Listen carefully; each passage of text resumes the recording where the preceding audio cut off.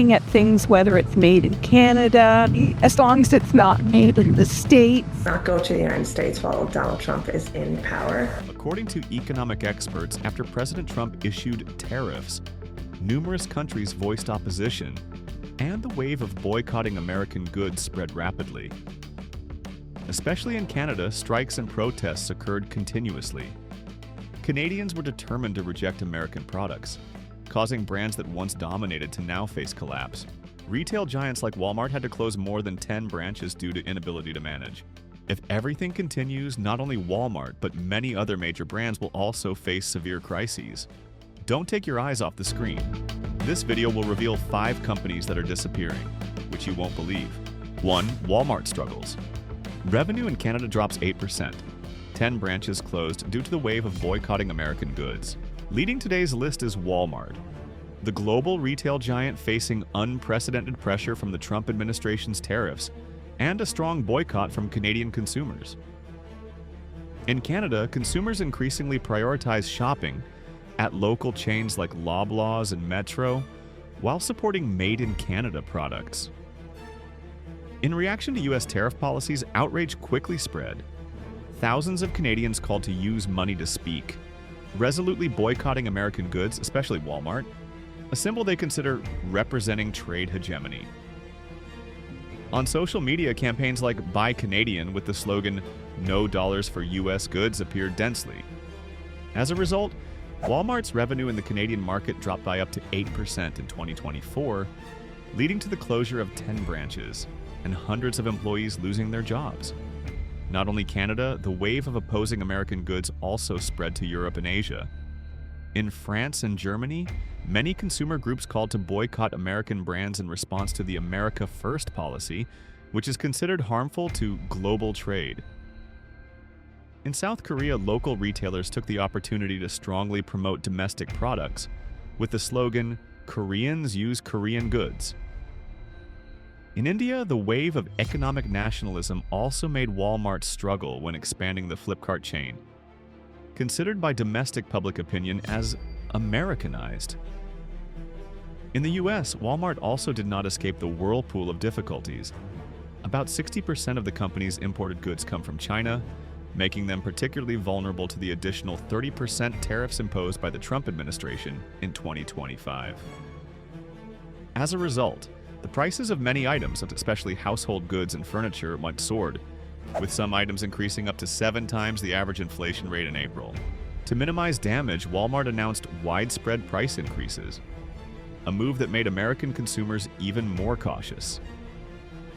In an effort to cope, Walmart shifted its supply chain, reducing the import rate from China from 80% to 60%, while increasing the import rate from India to 25% and investing over $6 billion in modern logistics centers in Mexico. However, the new supply chain had not yet stabilized when Walmart had to cut an additional 2,500 managerial and technology staff in the U.S. But Walmart is not the only victim. As the earthquake named Trump tariffs spreads, many names once as solid as a rock in the retail, technology, and manufacturing industries are now also reeling. Some lost market share, others faced equally intense boycott waves, even from markets once considered home turf. The next name on this list, once praised as a symbol of the American dream, is now becoming the focus of disappointment and resistance. 2. Tesla no longer has a foothold due to the statements of its leader. Not only products, but the image of Elon Musk himself is causing Tesla to face a strong global boycott.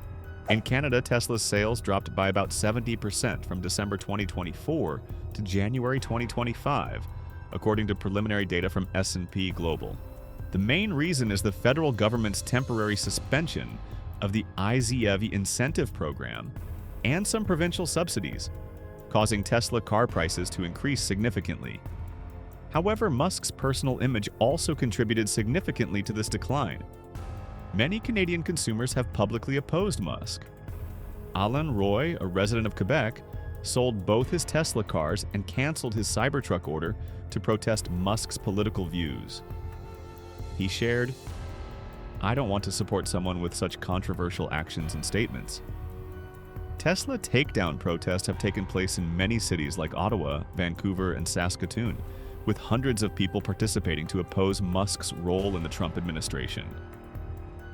In Surrey, British Columbia, protesters held up banners, "Elon be gone," and "Democracy dies in apathy" in front of the Tesla dealership. The situation is no better in Europe. In Germany, Tesla's sales dropped more than 70% compared to the same period last year, while the electric vehicle market grew by 30%. In France and Portugal, sales decreased by 45% and 50% respectively.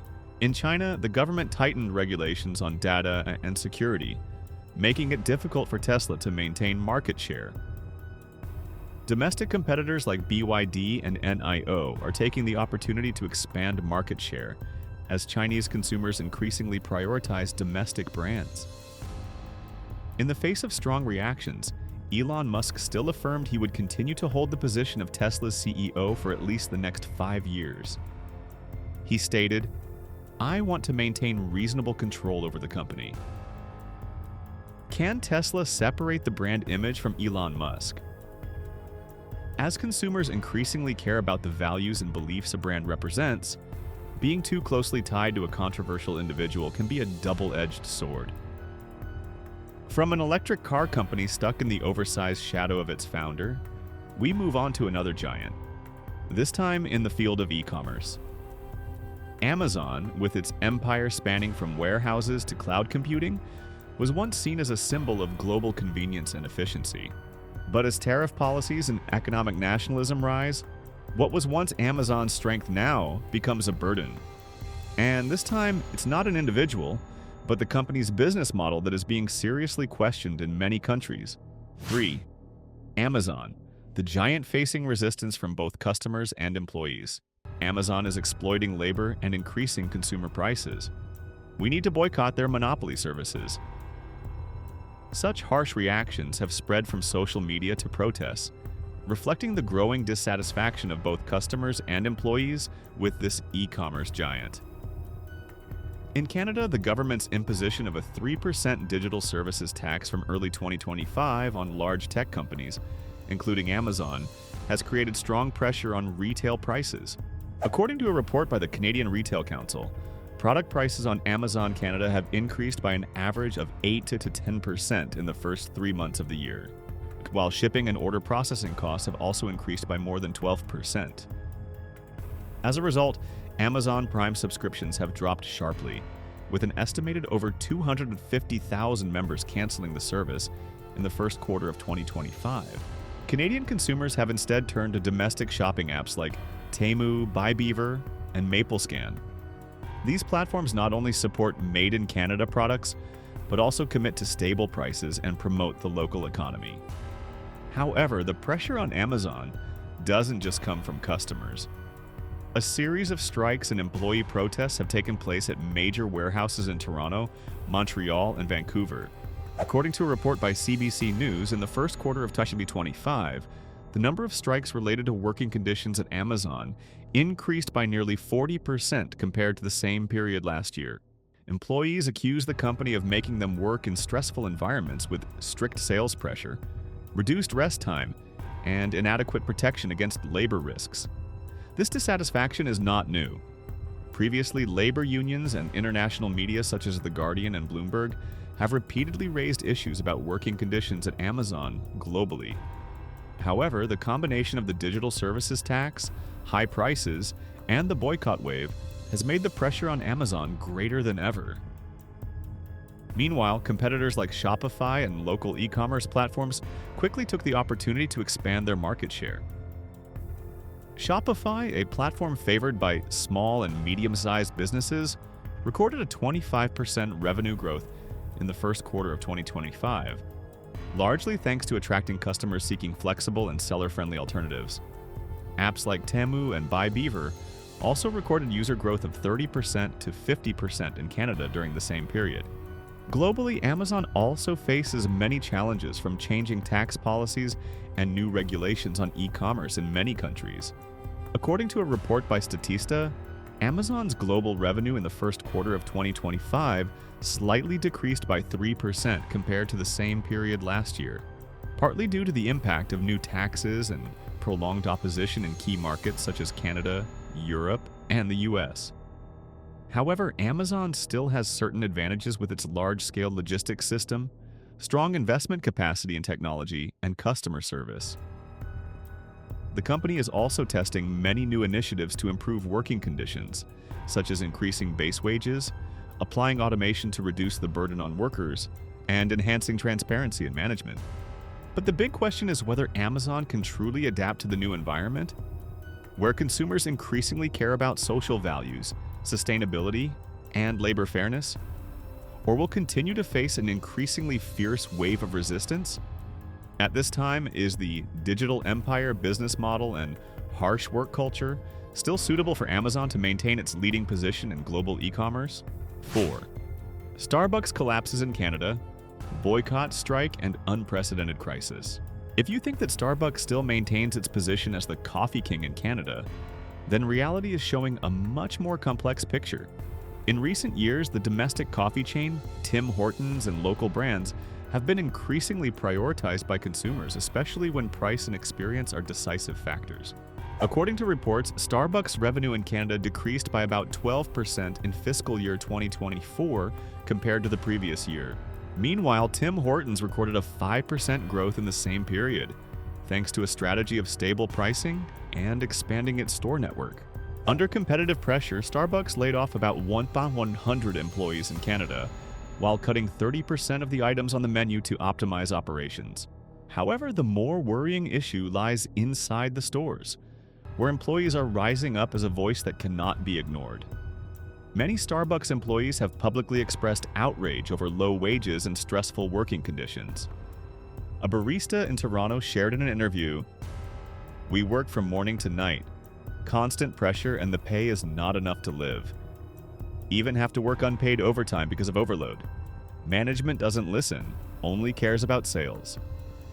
Another employee in Vancouver said bluntly, "Starbucks talks a lot about good work culture, but the reality is employees are forced to overwork, have no proper rest rights, and do not receive necessary support when problems occur."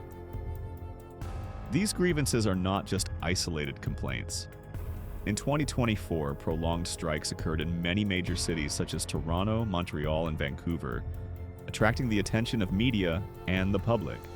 Employees demanded higher minimum wages, improved working conditions, and more transparency in management.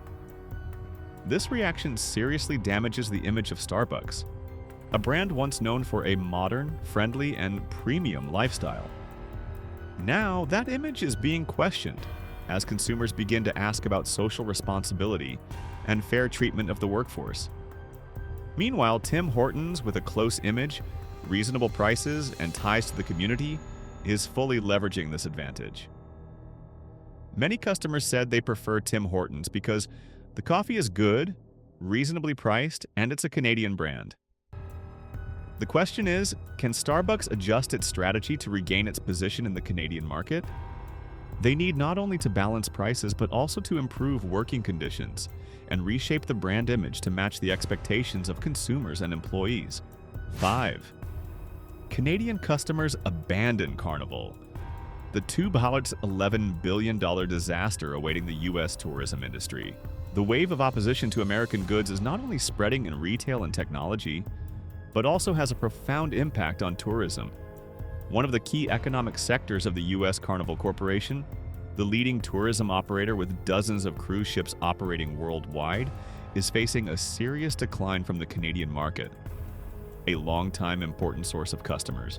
According to reports from the Canadian Tourism Association, the number of Canadian tourists choosing Carnival-organized trips decreased by 12% in 2024 compared to the previous year. Thousands of Canadians canceled or postponed travel plans to the U.S., instead prioritizing cruise lines and ports owned or managed by European and Asian companies. This is explained not only by the impact of tariff and service tax policies, but also by the anti-American sentiment that is increasingly spreading within the Canadian community. An economic study by Boston University estimates that if the number of Canadian tourists decreases by 10%, the U.S. economy could lose about $2.11 billion annually, directly affecting tens of thousands of jobs in the tourism services industry and related sectors. This also means that many workers in ports, hotels, restaurants, and associated services are at risk of losing jobs or having reduced income. The anti-American sentiment not only affects travel choices, but also creates invisible barriers in economic and social relations between the two countries. Canadian tourism workers who used to work on U.S. tours also clearly feel the change in the mood of customers and colleagues, causing many to worry about the future of their jobs. In this context, Carnival Corporation is trying to adjust its strategy by expanding cooperation with European and Asian partners while improving services to retain existing customers. However, the biggest challenge remains rebuilding trust and long-term cooperation with Canadian customers, something considered the key to the sustainable recovery of the U.S. tourism industry. Can the U.S. tourism industry and Carnival Corporation overcome the current tensions to rebuild relations with Canada? This is not just an economic story, but also a matter of diplomacy and culture in a turbulent, globalized era. Leading U.S. corporations such as Walmart, Tesla, Amazon, Starbucks, and Carnival are facing an increasing wave of boycotts, especially in the Canadian market, one of the important strategic markets. Declining revenue, employee strikes, and customers switching to domestic products and services are causing them serious losses in both finance and reputation. In the context of increasing global competition and trade tensions, the question is whether these companies can quickly adapt, rebuild their image, and restore trust from consumers. Their future not only affects the economy, but also reflects a profound change in current consumer trends and international relations. If you find this video interesting, don't forget to like and subscribe to the channel so you don't miss the next engaging content. Please share your opinions in the comment section. Thank you for watching, and don't forget what we share in the video is for reference and analysis from multiple perspectives. You should combine with other sources of information to have a more complete and objective view.